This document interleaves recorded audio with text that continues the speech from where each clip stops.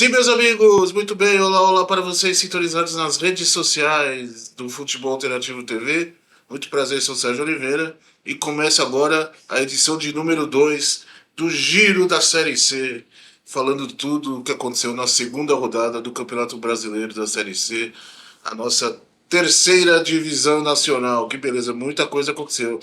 Já começou a guilhotina de treinadores, já tem técnico sendo demitido, tem time tradicional sofrendo, tem surpresa, tem zebra, tem golaço, tem grandes lances e muita coisa para a gente falar no programa de hoje, certo? Antes de mais nada, o primeiro assunto não tem nada a ver com a Série C, mas eu tenho que pedir desculpas para os amigos, né?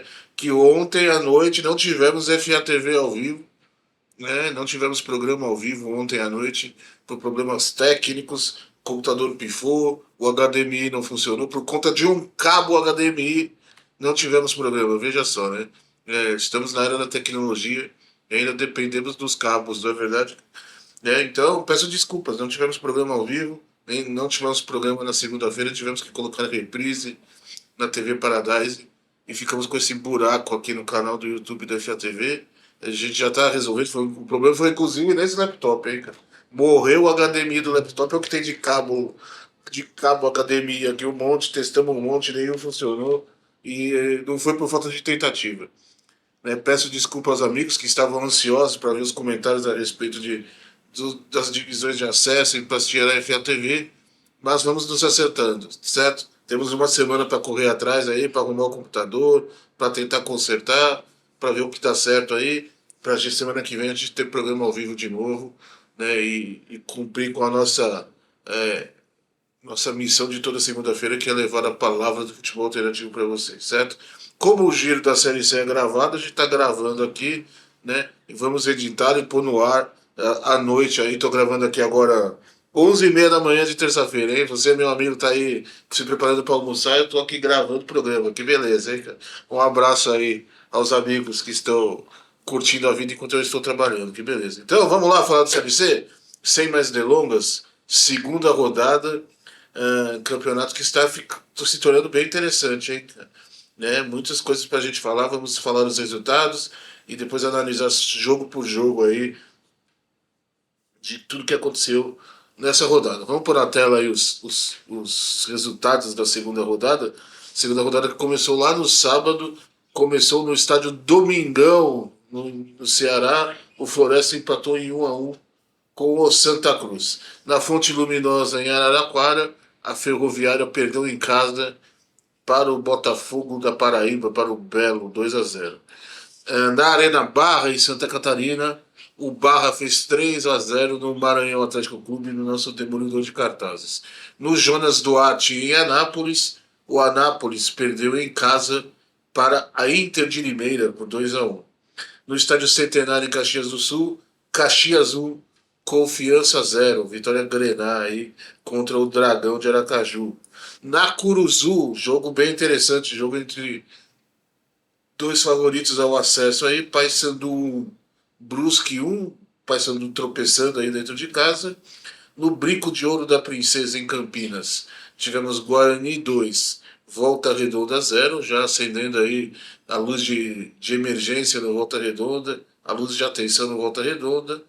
Em Itabaiana, o Itabaiana perdeu em casa para o Ipiranga de Erechim por 2-1. Mais um time que muitos times perdendo dentro de casa nessa rodada, hein? Né? Mais uma vitória de visitante aí, 2-1 para o Ipiranga de Erechim. Em Manaus, o Amazonas fez 3-0 no Ituano. Vou falar mais tarde, mas uma partida que o resultado engana um pouco. E no Orlando Scarpelli, o jogo que foi ontem à noite, né? O jogo que fechou a rodada, o Figueirense foi derrotado dentro da sua casa pelo Maringá por 3-1, certo? São os resultados aí da segunda rodada. Botafogo da Paraíba, Inter de Limeira, Ipiranga e Maringá. 4 equipes venceram fora de casa, né? Mostrando como realmente o fator casa não dá para ser levado em conta num campeonato muito tão equilibrado como é a Série C. Já vamos passar a classificação aí após 2 rodadas, né? Basicamente são os dois. da liderança os times que venceram os dois jogos, né? Amazonas, Maringá e Botafogo da Paraíba. O Amazonas venceu os dois jogos até agora, né? Venceu Confiança e Ituano. O Maringá venceu Ferroviário e Figueirense. E o Botafogo venceu o Barra e venceu a Ferroviária. A Ferroviária, né, já dois, perdeu para os dois líderes aí, né? Para o Maringá e para o Botafogo. Ah, depois vem os times com 4 pontos, que empataram uma e venceram a outra. Guarani, Brusque, Floresta, Ipiranga, Paysandu e Santa Cruz. Uma vitória e um empate no campeonato. Do, todos empatados aí na quarta colocação da Série C. Depois os times com uma vitória e uma derrota. Barra, Inter de Limeira, Caxias e Ituano são as 4 equipes empatadas na oitava colocação com uma vitória e uma derrota. Depois vem Figueirense e Maranhão com um empate e uma derrota, apenas 1 ponto. E aí os 5 times que não venceram ainda nessa Série C. Itabaiana, Confiança, Ferroviária, Anápolis e Volta Redonda. Todos eles aí com 2 derrotas e com 0 pontos na Série C. O Volta Redonda hoje é o Lanterna, justamente por ser o único que não fez gols ainda e tem o pior saldo. O Volta Redonda não basta só ser derrotado, o Volta Redonda ainda não marcou gols no campeonato e tomou 3, né?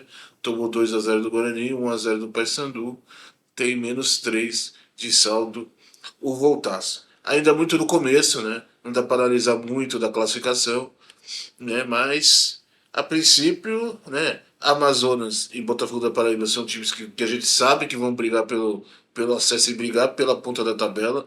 Já estão ali no lugar que se espera deles. O Maringá é uma grata surpresa, né? Tem processo de reconstrução, novo treinador, né? É, não se fez um péssimo campeonato paranaense, brigou para não cair, enfim. E na parte de baixo da tabela, mais ou menos também quem a gente espera, né? Itabaiana, Anápolis, né? Volta Redonda, só Ferroviário e Confiança aí, que são times que eu acredito que ainda vão se reabilitar e vão se recuperar. Mas a princípio, né, o campeonato já está se desenhando da maneira que a gente imaginou que fosse se desenhar, já está se caminhando aí, sem surpresas por enquanto, pelo menos na classificação geral, sem surpresas nenhuma. Vamos então passar jogo por jogo agora? Vamos falar jogo por jogo, analisar tudo que aconteceu aí nesses jogos dessa rodada, que foi uma rodada bem interessante. E a gente começa pelo jogo que abriu a rodada. A gente começa lá no Ceará, Floresta 1, Santa 1. Que foi um jogo equilibrado, viu? Qualquer um dos dois poderia ter vencido. Né? O Santa um pouco melhor, o Santa é mais time, é mais qualificado, tem o melhor elenco, jogou melhor, mas não seria nenhuma surpresa se o Floresta saísse com a vitória também. O Floresta teve boas chances. Ainda falta entrosamento para o Santa Cruz. Eu sinto que o Claudinei Oliveira ainda está tentando dar mais entrosamento para o Santa. O time, no final, chegaram 16 novos atletas. Tem todo um processo de reconstrução aí do Santa Cruz. Mas tem um time bem técnico, um time que você vê ali boas trocas de passes, algumas jogadas ensaiadas. Gostei do que eu vi do Santa.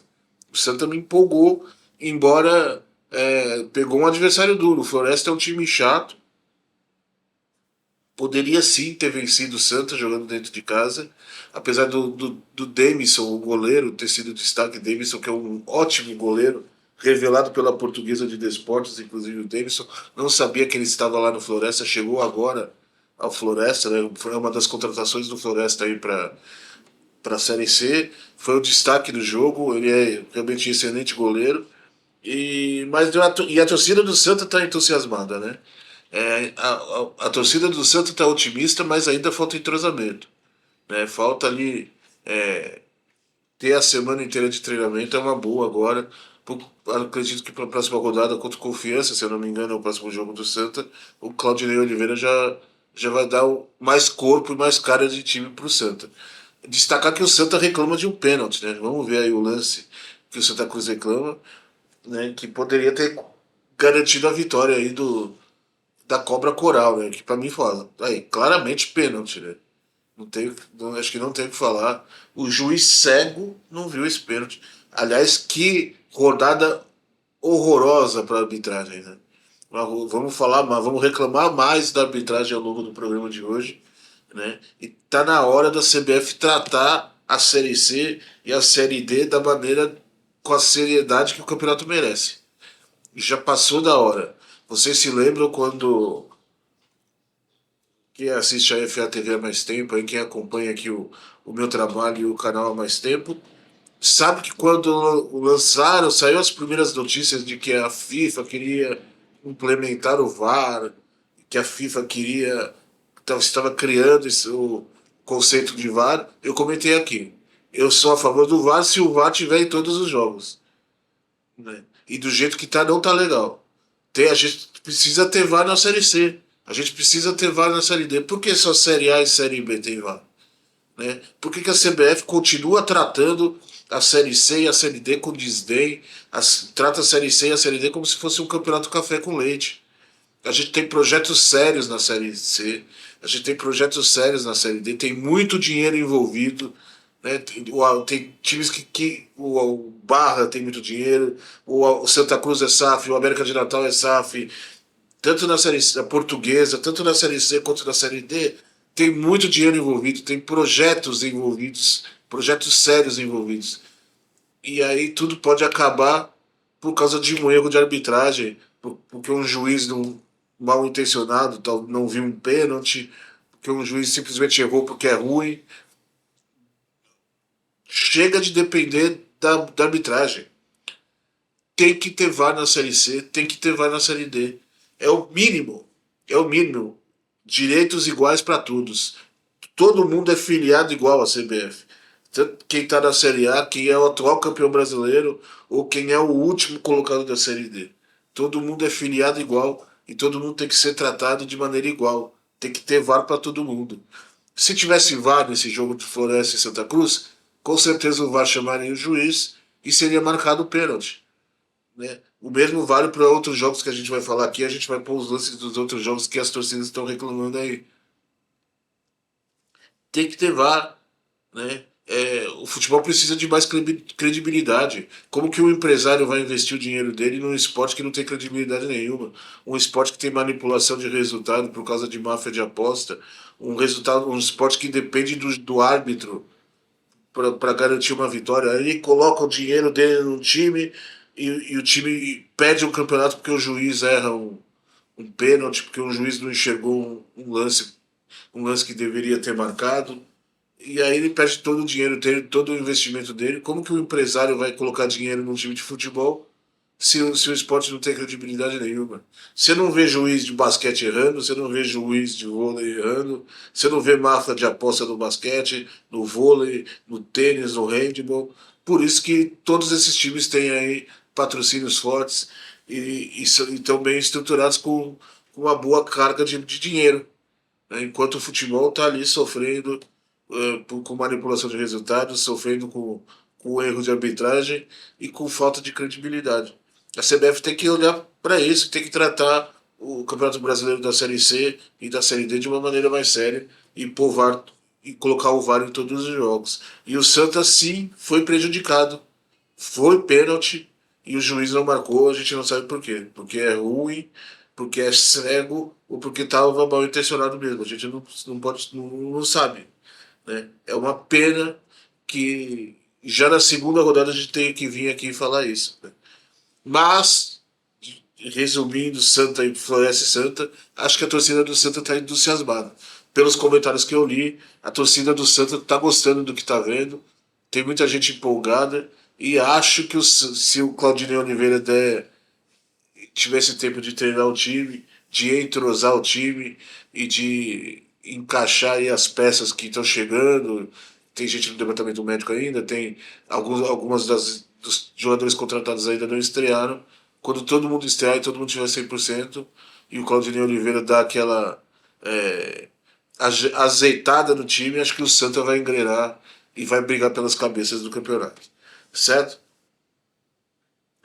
Vamos do Ceará para Caxias do Sul agora. Vamos falar de Caxias 1, Confiança 0, que vai levar o selo e o prêmio de jogo ruim da rodada. Que jogo horroroso, cara. Meu Deus, insuportável. Um dos piores primeiros tempos que eu vi na minha vida, né, no futebol brasileiro em 2026. É até engraçado, eu não posso pôr as imagens aqui, é uma pena, porque a gente não tem os direitos da Sportnet. Né? Alô, pessoal da Sportnet, responde o e-mail que eu mandei aí, que eu quero passar os melhores momentos dos jogos aqui no giro da série C, por favor. Né? Mas é engraçado, procura aí no YouTube, digita aí Caxias e Confiança Sportnet. Os melhores momentos começam é o seguinte: começando o jogo, bola rolando, Caxias e Confiança no Estado Centenário. Dá 2 segundos, terminou o primeiro tempo. Não tem nada de melhor momento no primeiro tempo. De tão ruim que foi o jogo. De tão ruim que foi o jogo. E o gol bizarro da rodada, né? É um gol do Salatiel, que é bom atacante. O Caxias é um bom time. O Caxias fez um bom jogo contra o Brusque. Foi o melhor jogo da rodada da semana passada, foi justamente Caxias e Brusque. Mas para essa rodada o Caxias desandou e até o gol do jogo foi um gol bizarríssimo. Né? Um gol que meio na base da trombada, na falta que não foi falta, e aí o Confiança reclamou que foi falta no zagueiro, tem gente elogiando o juiz que poderia ter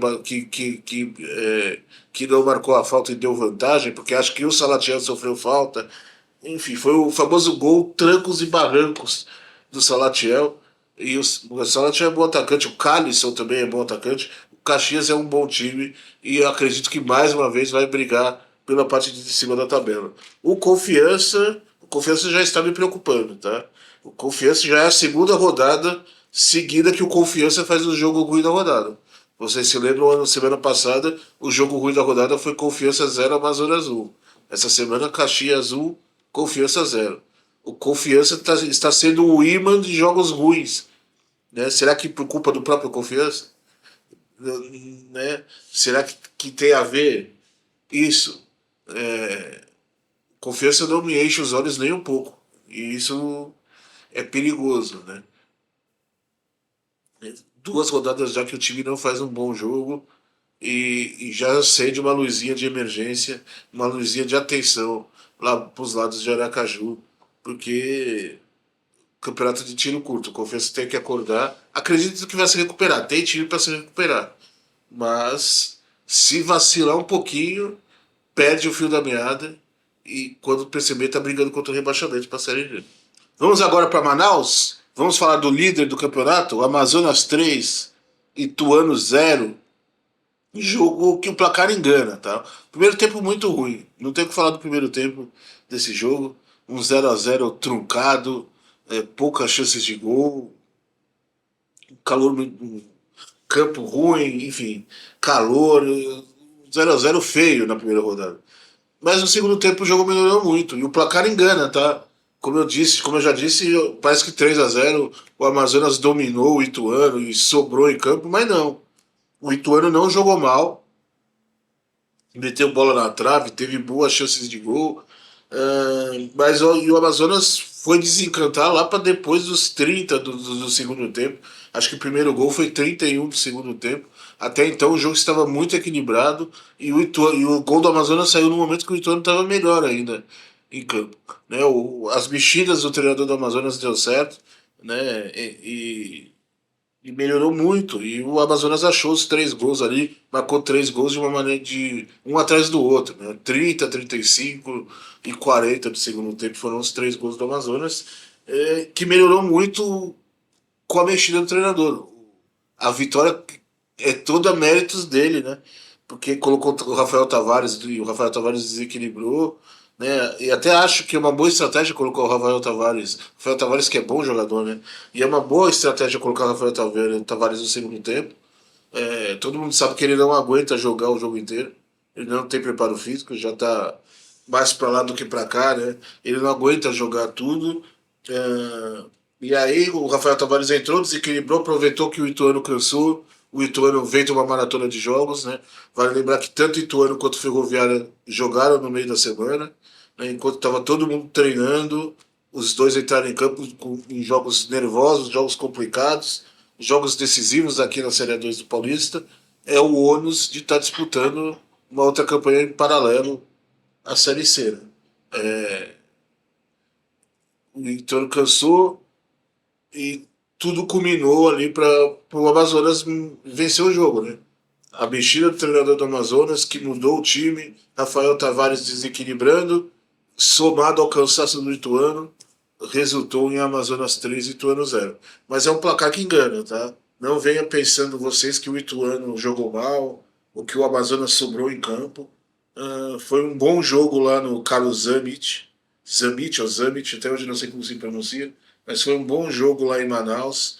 É, com o Ituano dando trabalho para o Amazonas e Vitória que colocou o Amazonas na liderança do campeonato. O Amazonas é um time bom, um time experiente, com bons jogadores aí, que promete dar trabalho nessa Série C. Vamos para Araraquara, vamos para o interior de São Paulo, de Manaus, do norte do país. Vamos pegar o aviãozinho para a região sudeste para falar de outro líder do campeonato, de outro bom time do campeonato, de um time que repito, para mim é o melhor time do campeonato, o Botafogo da Paraíba, o Belo, que esse sim dominou a Ferroviária. Né? O Ituano deu trabalho para o Amazonas, o Ituano, mesmo cansado, mesmo tendo jogado no meio da semana, deu trabalho para o Amazonas. A Ferroviária não, mesmo dentro da Fonte Luminosa, o Botafogo dominou o jogo de ponta a ponta. O Botafogo foi melhor grande parte de ponta a ponta, grande parte do jogo o Botafogo dominou e é uma vitória muito importante, uma vitória jogando bem, né? O Belo realmente vem forte esse ano, tem um treinador experiente, tem um time encorpado, um time que já está entrosado, tem um centroavante bom, nível acima da divisão e tem o Nenê, né? Que está jogando muita bola, cara. Parece, eu até vi alguns comentários no Twitter reclamando que a gente está falando muito do Nenê. Ô, Botafogo é só Nenê, só se fala do Nenê, que Nenê pra lá, Nenê pra cá. Mas o Nenê tá dando motivo para ser falado. Ele é um cara de 44 anos, que já poderia estar aposentado e que já poderia estar descansando, mas não, aceitou esse desafio e está honrando a camisa do Botafogo da Paraíba, jogando muito bem. Tem mais de 14 jogos já com a camisa do Botafogo da Paraíba. E não é que não joga nenhuma parte, não aguenta, tem que sair, não. Jogando o jogo inteiro, jogando bem, 4 gols, assistências, já fez gol na primeira rodada da Série C, mais de 1.000 minutos jogados com a camisa do Botafogo da Paraíba. Muitos criticaram a contratação, falando que o Nenê iria para Paraíba só para tomar sol na praia e para beber água de coco. Mas não, né? O Nenê está representando e com 44 anos para mim foi o principal jogador da rodada. Comandou o meio de campo do Botafogo como um grande maestro e o Nenê merece esse destaque aqui no programa. Para mim o principal jogador dessa rodada foi muito bem contra a Ferroviária e o Botafogo dominou o jogo de ponta a ponta. Veremos. Botafogo, mas aí o Botafogo tem aquele. É até curioso a gente falar isso, né? É engraçado ver alguns comentários da torcida do Botafogo. A torcida do Botafogo tá feliz por ver o time bem, por ver o time jogando um bom futebol, mas ao mesmo tempo a torcida do Botafogo está muito preocupada porque está com medo do estigma de cavalo paraguaio que o Botafogo tem. Né? Tá com medo da maldição da boa campanha na primeira fase. Não é de hoje que o Botafogo nada e sempre morre na praia. E esse é o medo da torcida do Belo. É curioso, engraçado até.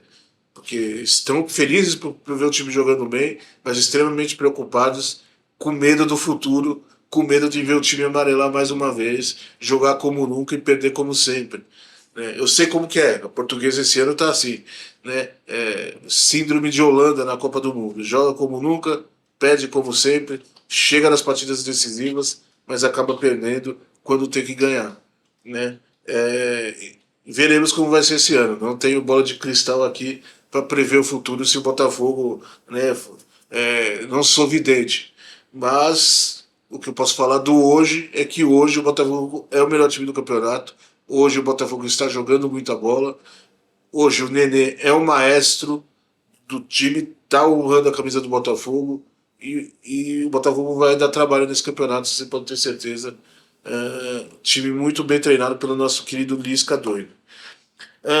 Do Botafogo e da Ferroviária, de Araraquara, vamos para o interior de Santa Catarina para falar de outro time que mostrou a que veio.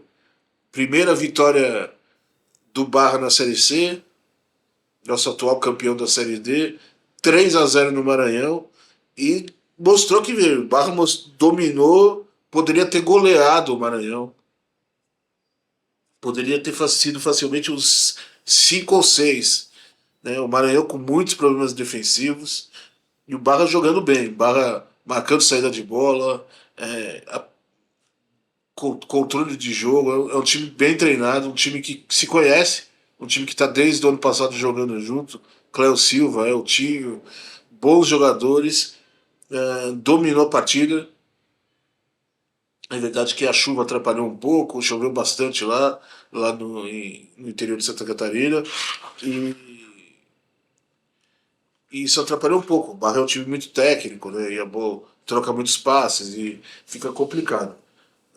Mas dominou o Maranhão. Dominou, poderia ter goleado. Se não fosse mais uma vez o Jean, goleiro do MAC, a tragédia teria sido maior. E o Maranhão com muitos problemas defensivos, cara.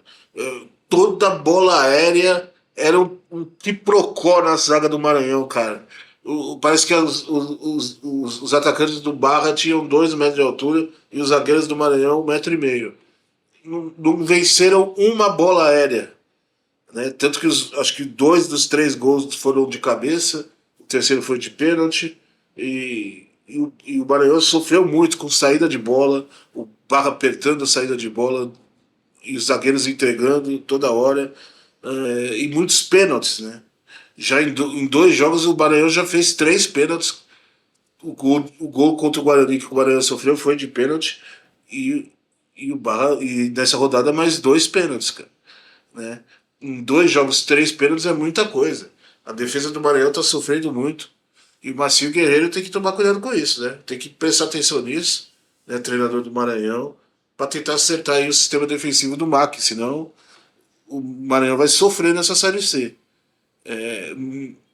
Fiquei muito preocupado com o sistema defensivo do Maranhão. E preocupado também com que o Maranhão o Maranhão é basicamente um vagalume. O Vagalume, o meio-campista, camisa 10 do time, é disparado o melhor jogador do time. E a única jogada que o Maranhão entrega a bola para o Vagalume, que o Vagalume puxa contra-ataque e tenta fazer alguma coisa. Acho muito pouco para uma Série C. Muito pouco. Contra o Guarani já foi assim, e eu não comentei aqui, esperei para ver o segundo jogo. E contra o Barra foi exatamente isso. A melhor chance do Maranhão no jogo foi uma bola que o próprio Vagalume roubou, pegou a zaga do Barra desguarnecida, ele foi driblando, entregou para o atacante e o atacante perdeu o gol. O Vagalume é um oásis ali no Maranhão e muito pouco, né? Ter um bom jogador de qualidade só é muito pouco para um time que quer ter voos maiores aí, quer se manter na Série C. Preocupa, o MAC preocupa. Veremos como vai vir na próxima rodada aí o nosso querido demolidor de cartazes. Vamos para Goiás, vamos para o interior do Goiás, onde temos outro time que preocupa aí, né? O Anápolis. Perdeu em casa para a Inter de Limeira, um confronto que, na minha opinião, é briga direta contra o rebaixamento. São 2 candidatos ao rebaixamento aí, Anápolis e Inter de Limeira. E jogo equilibrado, um jogo equilibrado. Quem decidiu o jogo foi o Miguel Bianconi, que realmente é um excelente centroavante, muito forte fisicamente, já tem 2 gols em 2 jogos, foi artilheiro da Série D o ano passado e já está se encaminhando aí para ser artilheiro da Série C também. Tem presença de área, pega pouco na bola, mas toda bola que sobra ele põe para dentro. É aquele atacante nato, aquele centroavante empurrador de bola pro gol. Se a defesa vacilou, ele tá ali para fazer gol. E muito alto, forte fisicamente. Então, um dos destaques aí desse jogo é o Miguel Bianconi, sem dúvida nenhuma. Mas o Anápolis preocupa. O Anápolis saiu vaiado de campo, derrota contra um adversário direto contra o rebaixamento, empatou num pênalti que, na minha opinião, não foi. Eu vou até pedir para a diretora colocar o pênalti aí, que, na minha opinião, não foi pênalti. Quero ver a opinião dos amigos. Eu, tá vendo, vocês estão vendo o lance aí. E o time preocupa, né? Saiu vaiado e hoje saiu a notícia que demitiu o técnico, o Ângelo Luiz. O Ângelo Luiz, que estava lá desde o ano passado, foi demitido aí depois dessa derrota para a Inter de Limeira, né? Em 2 jogos, o Galo da Comarca ainda não venceu na competição, segue sem pontuar e veremos quem vai substituir aí o Ângelo Luiz, né? Ah, foram 47% de aproveitamento teve o Ângelo Luiz no Anápolis, 7 vitórias, 3 empates e 7 derrotas em 17 jogos. Mas da Série C, 2 derrotas e a guilhotina já começou a passar na Série C. Sinal amarelo para o Anápolis. E na Inter de Limeira veremos, né? Venceu aí um confronto direto na briga contra o rebaixamento. Mas isso não deixa de apagar a luz de emergência, né? A Inter me preocupa muito porque realmente é um time fraco, um dos mais fracos do campeonato. Acho que Inter, Anápolis, Itabaiana, Figueirense, Volta Redonda e Maranhão, desses 6, 2 serão rebaixados sem dúvida nenhuma. Eu acho que não vai fugir disso. São os 6 piores times do campeonato, sem dúvida nenhuma. No Brinco de Ouro da Princesa, o Guarani fez 2-0 no Voltaço, no Volta Redonda, e sofreu pouco. Teve as melhores, o Guarani sofreu pouco, teve as melhores chances, poderia ter vencido por uma diferença maior. Mais uma vez, o Avelino, o goleiro com o nome de vovô que joga dominó na praça, foi o melhor em campo, segurou o ataque do Guarani. Não gosto da escalação do Guarani, tá? Só o Luca lá de centroavante na frente. Acho. Não é a posição do Luca. O Luca nunca foi camisa 9. O Guarani jogando com uma parede de meias, né? 3 meias. E o Luca de centroavante. Não acho que é a melhor opção. O Luca perdeu um gol feito, inclusive saiu da cara do Avelino. Tentou driblar o Avelino se recuperou e fez a defesa. Mas apesar disso, apesar de eu não concordar com o desenho tático, acho que o Guarani fez um bom jogo. Sofreu pouco, teve as melhores chances, dominou Volta Redonda, mas pegou um adversário fraco, né? Veremos contra um time melhor como que o Guarani se comporta. Até agora o Guarani teve 2 jogos fáceis. Foi lá para o Maranhão na primeira rodada, jogou contra o Maranhão, e agora contra o Volta Redonda. Veremos quando o Guarani pegar um time bom e ter um teste mais complicado, como que o Guarani vai se comportar nessa Série C. E agora chegou aquela hora de voltar a falar mal da arbitragem, né? Porque Paysandu 1, Brusque 1, grande jogo, o melhor jogo da rodada, né? 2 bons times, 2 times favoritos ao acesso, 2 times que vão brigar pelas cabeças do campeonato, mas a arbitragem estragou o jogo. É uma pena. Um jogo de muita qualidade, que a principal notícia deveria ser a qualidade dos times e um bom jogo que os times proporcionaram, mas não. A principal notícia é a péssima arbitragem. O senhor árbitro errou absolutamente tudo que ele fez no jogo. Pênalti mal marcado, gol mal anulado, falta no lance do gol do Brusque. Todos os lances decisivos do jogo ele errou. O gol, vamos por partes. O primeiro gol anulado pelo Paysandu, o gol do Paysandu anulado. A gente vai ver aí. Tudo bem que a imagem não ajuda muito. Vou criticar, mas vou também dar uma aliviada. A imagem que a gente tem pela transmissão não ajuda muito. Mas ele alega que a bola bateu na mão do atacante do Paysandu antes de fazer o gol. E eu já tentei assistir já assisti essa imagem 1 milhão de vezes, não consegui enxergar a bola bater na mão. Mas, repito, eu não acho que a imagem também ajuda, não é o melhor ângulo, tá? Talvez ele tenha visto alguma coisa. Então, nessa, eu critico, mas eu ainda dou uma segurada. Mas acho que o Paysandu, na minha opinião, pela imagem que a gente tem, o Paysandu já foi prejudicado aí. Gol mal anulado. Aí, no lance do gol do Brusque, gol do Cipriano, que é um ótimo zagueiro, gosto muito dele, revelado pela Juventude, ele faz falta. Vamos ver o gol do Brusque aí. Eu acho que a roubada de bola no meio de campo, vocês estão vendo aí, ó, quando ele rouba a bola no meio de campo, ele fez falta no atleta do Paysandu, roubou a bola, pegou a defesa desguarnecida, deu passe e no rebote fez o gol. Acho eu, Sérgio, que foi falta do Cipriano no lance que originou a jogada.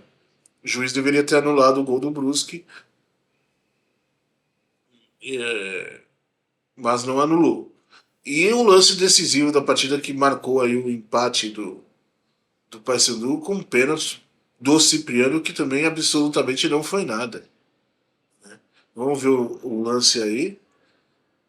Né? Tem uma mão do Cipriano ali no atacante do acho que é o Ítalo, né? Que sofre o pênalti, o camisa 9 do Paysandu. Mas tem ele realmente, o Cipriano realmente encosta nele, mas não acho que o suficiente para jogar o Ítalo no chão, né? O Ítalo não é um cara pequenininho. O Ítalo é um cara forte, né? Você precisa de um tranco forte para jogar o Ítalo no chão.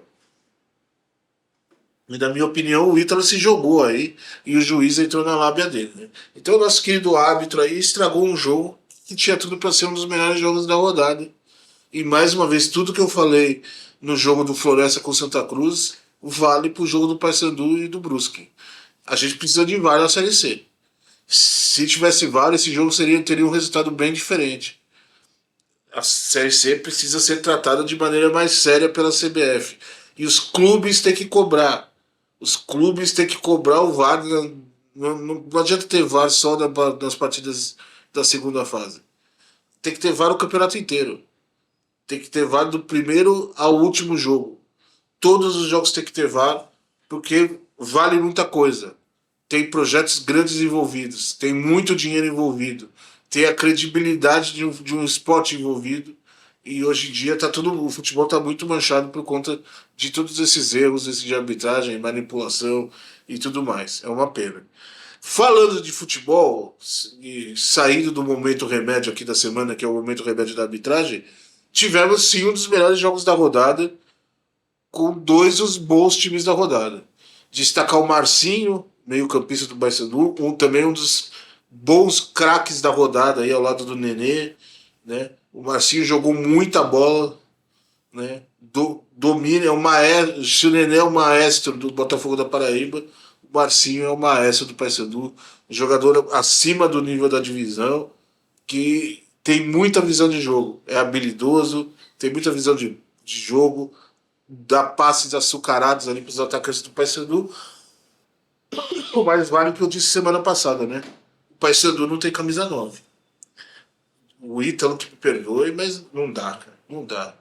O Paysandu precisa de um centroavante. O Paysandu precisa de alguém para finalizar o que o Marcinho cria. O Marcinho cria a jogada, prepara a jogada, dá o passe e na hora de ganhar nota 10, sabe seu Sandoval Quaresma, da escolinha do professor Raimundo? Ia acertando todas as perguntas e na hora de levar a nota 10 ele errava. É o que está acontecendo com o Paysandu. O Marcinho cria as jogadas, dá o passe, faz o drible e na hora de marcar o gol, o Ítalo manda a bola lá em Manaus e não faz o gol. Né? Falta um centroavante para o Paysandu. E o Brusque é aquele time chato, né? O Brusque é um time muito competitivo. O Brusque vai dar muito trabalho nesse campeonato. Não espere o Brusque jogando um futebol bonito, o Brusque dando espetáculo. Não espere o Brusque fazendo uma jogada de pé em pé, de super Guardiola, tic-tac, mas é um time muito consciente das suas forças. É um time muito acertadinho, muito competente e vai dar trabalho nessa Série C, o Brusque. Sendo mais um ano, hein? O Brusque é um time que mais um ano vai brigar pelas cabeças, comendo quieto, comendo ali pelas beiradas, oscilando um pouquinho, mas aí, na hora da verdade, cresce e mostra que veio. Jogo muito bom, parecendo um bom time, Brusque bom time, mas a arbitragem atrapalhou e é uma pena. Ou voltando agora aos times que merecem aí o, acender a luz de alerta, a luz de atenção, vamos falar do Itabaiana. O Itabaiana, dentro bom público lá em Itabaiana, destacar isso. Né? Lá é uma região que os times abraçam, que a torcida abraça o time da cidade, né? O nosso tremendão, mas viu um jogo ruim do Itabaiana, né? O Ipiranga fez um gol muito rápido, logo no primeiro ataque do jogo, com menos de 5 minutos, o Ipiranga marcou 1-0 e mudou o jogo, né? O Ipiranga marcou 1-0 e se retraiu. Esperou o Itabaiana partir para cima para o empate e no contra-ataque, né? E ficava jogando no contra-ataque, começou a se defender. Esse gol no começo, logo no começo do primeiro ataque do jogo, mudou completamente o jogo. Se esperava um Ipiranga mais ativo e o gol mudou tudo. O Ipiranga chamou o Itabaiana para cima e começou a jogar no contra-ataque. E no contra-ataque fez 2-0. E aí o Ipiranga mitigou no jogo. O Ipiranga passou a se defender desde então para não tomar gol e para sair do interior de Sergipe com a vitória. No segundo tempo, o Itabaiana dominou o segundo tempo, fez um bom segundo tempo, criou chances de gols, jogou o suficiente para deixar a torcida otimista. Mas contra um adversário que estava todo defensivo, jogando com 11 atrás, ficou complicado. Não foi o suficiente para empatar o jogo e o Itabaiana está aí com a segunda derrota. Mas acho que o Itabaiana jogou o suficiente para pôr uma luz no fim do túnel ali, deixar a torcida um pouquinho otimista. Foi um jogo atípico, né? Tomou 2 gols muito rápidos, o adversário se retraiu, o adversário se defendeu, chamou o time para cima e o Itabaiana não conseguiu empatar. Mas precisa de qualidade o Itabaiana também, né? Falta aquele camisa 10 para criar jogadas. Né? Foi muito na base do abafa, chuveirinho. Colocaram lá, o Gilson Kleina colocou um pirulão de 2,10 m de altura de centroavante, que eu nunca tinha visto ele. Só de perna, o cara tinha 1,5 m só de perna. Né? Para tentar fazer as jogadas de cabeça lá. E não deu certo, mas o Itabaiana tá com a luz de alerta acesa, mas a torcida ainda está um pouquinho otimista. Diferente do Anápolis, por exemplo, que jogou mal, jogou mal. Diferente do Maranhão, que jogou mal, jogou mal. Volta Redonda jogou 2 jogos ruins. Né? O Itabaiana não. O Itabaiana ainda deu essa luz no fim do túnel, mostrou qualidade contra o Ipiranga. E para fechar, um time também que esse a crise não sai dele nunca, né? Que é o Figueirense, que a má fase não sai desde o ano passado, já dos 3, 4 anos de má fase, e parece que, cara, a torcida do Figueirense vai sofrer muito na Série C esse ano. Tomaram de 3 no Maringá ontem, era para ter sido 3-0, acharam um gol ali no final do jogo, e o jogo acabou 3-1, mas foram dominados pelo Maringá. O Maringá jogou melhor grande parte do jogo, é, e, e foi um jogo feio do Figueirense. Figueirense que hoje demitiu o Márcio Zanatti que chegou com a ingrata missão de salvar o Figueirense do rebaixamento, não conseguiu, e foi demitido hoje de manhã. Estava começando aqui a gravação, saiu a notícia de que o Figueirense demitiu o Márcio Zanatti. Ó. O Zanatti fez 12 jogos com o Figueirense, 4 vitórias, 1 empate e 7 derrotas. 35% de aproveitamento, muito pouco, né? Acho o Zanardi bom treinador, tá? Mas você entrou numa barca furada, vamos ser sinceros, né? O Figueirense hoje é uma barca furada, é um time problema na justiça, um problema, um time com salário atrasado, né, que já declarou falência.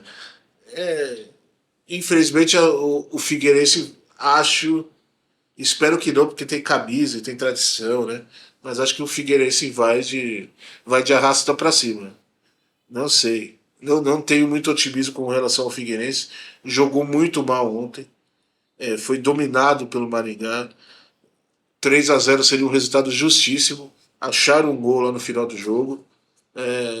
O Zanetti realmente não deu jeito no Figueira.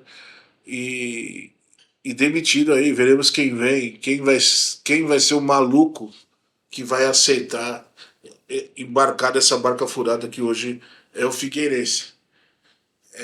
É complicado, é uma situação complicada e a torcida vai sofrer muito. Se prepare, torcedor do Figueirense, porque não vai ser um 2026, não vai ser uma Série C fácil, não vai ser um 2026 fácil.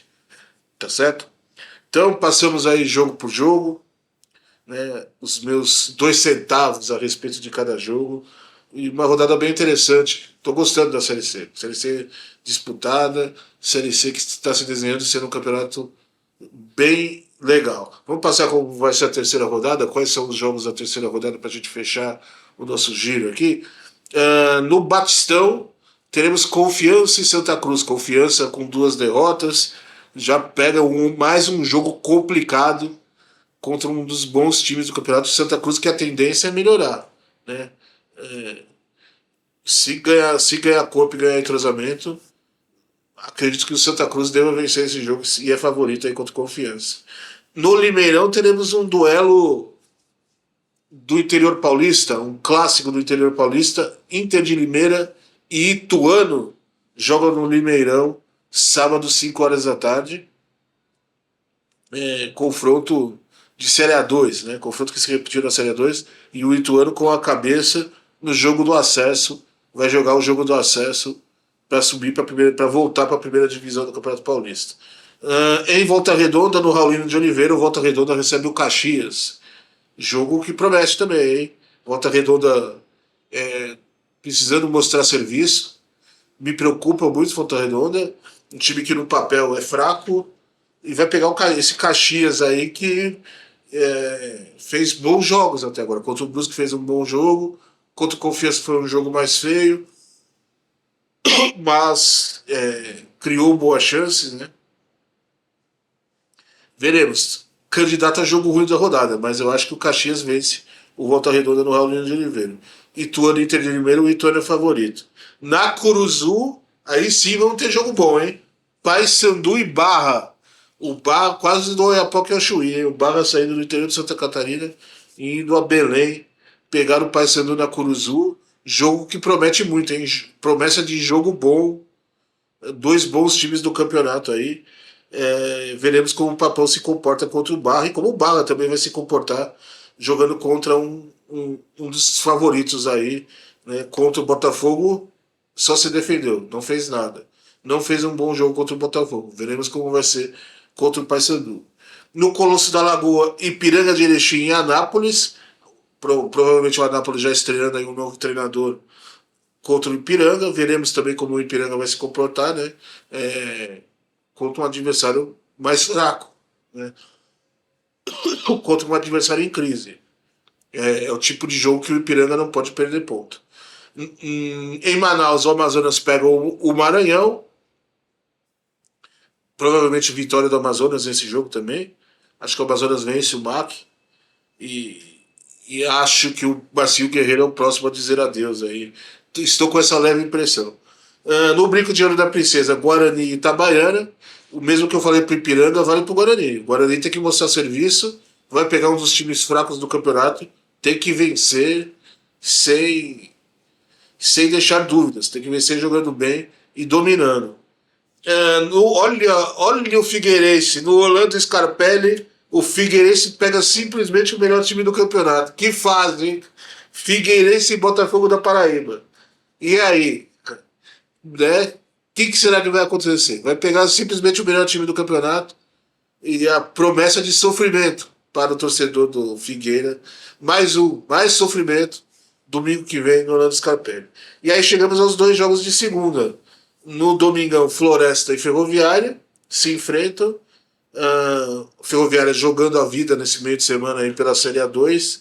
Ainda tem brigando ainda por vaga no jogo do acesso. Briga com o São José pela vaga ao jogo do acesso. E em Maringá, duelo de equipes do sul do país aí, Maringá e Brusque, são os dois jogos segunda-feira, Floresta Ferroviária, Maringá e Brusque. Repassando a rodada então, Confiança em Santa Cruz, Inter de Limeira e Ituano, Volta Redonda e Caxias, Paysandu e Barra, Ipiranga de Erechim e Anápolis, Amazonas e Maranhão, Guarani e Itabaiana, Figueirense e Botafogo, e os dois jogos da segunda-feira, Floresta e Ferroviária, Maringá e Brusque.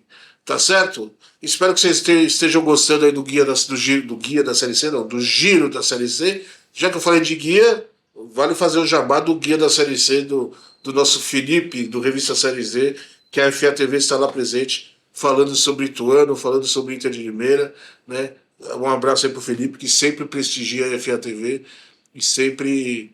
E agradecer, né, por ele sempre lembrar aqui do Gordo para escrever os textos e para comentar sobre a Série C. Semana que vem a gente volta para falar da terceira rodada. Espero que a gente volte também com a FA TV semana que vem. Né? Vamos arrumar o computador para voltar ao vivo na segunda-feira.